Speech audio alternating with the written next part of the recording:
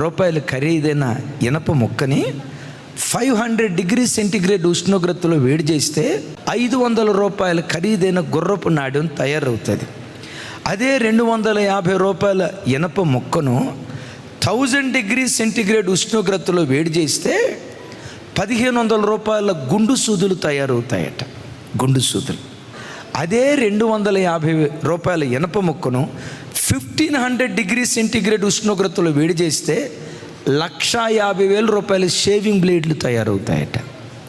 అదే రూపాయల ఇనప ముక్కను 3000 డిగ్రీ సెంటిగ్రేడ్ ఉష్ణోగ్రతలో వేడి చేస్తే ఈ రూపాయల ఖరీదైన ఇనప ముక్కలో నుండి ₹1,00,00,000 ఖరీదైన విమానపు స్ప్రింగులు తయారైపోతాయట.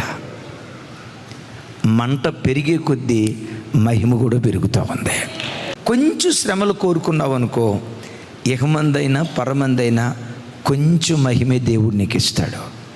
ఎంత ఎక్కువ కాల్చబడతావో, ఎంత ఎక్కువ నలగొట్టబడతావో, ఎంత ఎక్కువ శ్రమలకు అప్పగించబడతావో, ఎంత ఎక్కువ నలిగిపోతావో భవిష్యత్తులో అంత వెలగటానికి దేవుడు కృప చూపిస్తాడు. మీలో ఎంతమందికి మహిమ కావాలి? ఆ మహిమ కావాలంటే ముందేం కావాలి? మండాల. ఎంత మండుతావో అంత ఖరీదైన వాడిగా మార్చబడతాం. దేవుడు ఎక్కువ శ్రమలు నీకు అనుమతించాడా?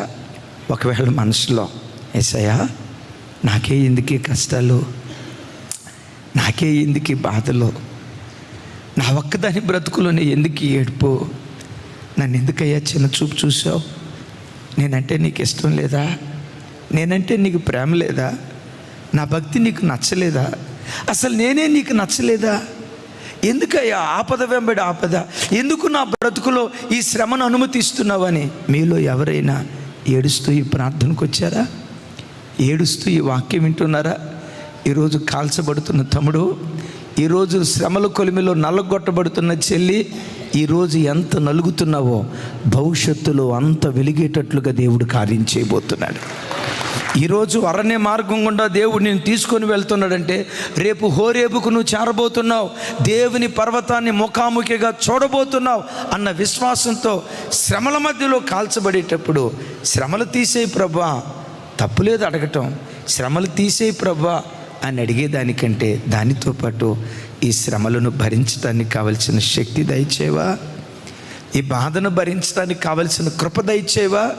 యేసు నామం పేరిట ఆ కృప కొరకు దేవుని సన్నిధిలో వేడుకొందుముగాక.